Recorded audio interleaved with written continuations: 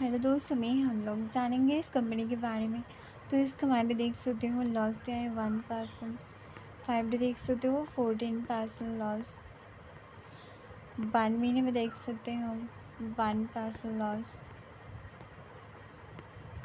6 महीने में देख सकते हो 52% रिटर्न। 1 ईयर में देख सकते हो 65% रिटर्न। 5 ईयर में देख सकते हो 88% रिटर्न दिया है। 1 डे देख सकते हो लॉस दिया है। ग्राफ देख सकते हो ऊपर दिखाई दे रही है। मार्केट साइज देख सकते हो, पी देख सकते हो 35। मार्केट ओपन देख सकते हो, हाईलो देख सकते हो। क्या आप भी इस कंपनी के शेयर होल्डर हो या दूसरी कंपनी का, मुझे भी कमेंट करके बताना।